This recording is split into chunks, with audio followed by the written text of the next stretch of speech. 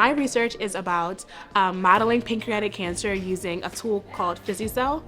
This tool is very great because it's dynamic and nothing's pre-coded, so it acts as if it's a real tumor environment, which is what we want to recreate.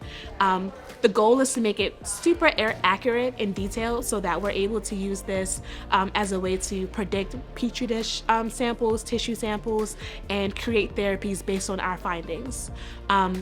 Specifically what I did was, before PhysiCell, while it's a great tool, you were only able to upload one cell at a time almost. You only upload one cell and the rest would have to be manually programmed, which could be a pain because all tumor environments have more than just one cell interacting. So I came in, I made a Python script, which acts as a pipeline where I also made a library of cells. So the library are just cells made in PhysiCell Studio that I did the hard part, the manual stuff, and I made a library. So you just pick what books from my cell library you want, and a simulation that's tumor microenvironment ready pops up for you. Usually before I came in, this code would have had a bunch of errors, or like human error programming, you get one semicolon wrong, the whole thing crashes. So my job was to make sure that didn't happen and that it's user-friendly for anyone to use.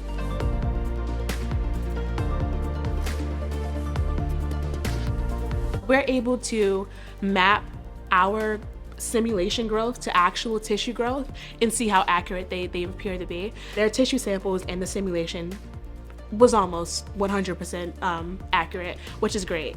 And we want to build upon that to be more dynamic so that we can get any cell type, any microenvironment, and compare it to the tissue of that microenvironment and see that that works too.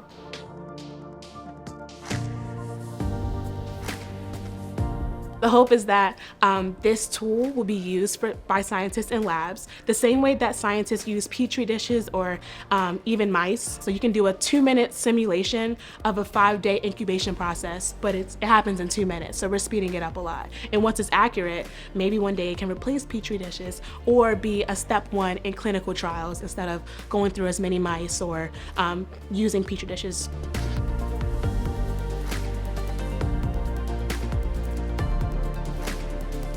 I was a Cure Scholar, so I started with the UMB when I was in 6th grade, and that gave me a big advantage, I'd say, when it comes to science and medicine. It got me, it gave me awareness I was able to spread in my community. I kind of drifted off from the medicine field as I got older and went to college. My major is computer science, so I don't take any biology classes, I don't do any medical things, it's just computer science.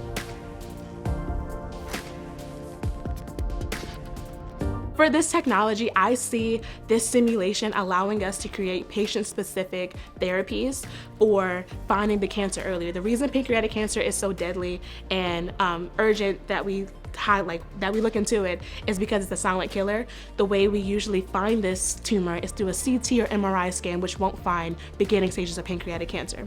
We only see it in stage 4, stage 3, and by that point, it's usually fatal. This simulation would allow us to sometimes even backtrack so we can compare what our simulation looked like in the beginning stages to what tissue should look like in beginning stages. And now we have an idea what to look for and and now that we know what to look for, we can make therapies to tackle it sooner and faster and save a lot more people's lives.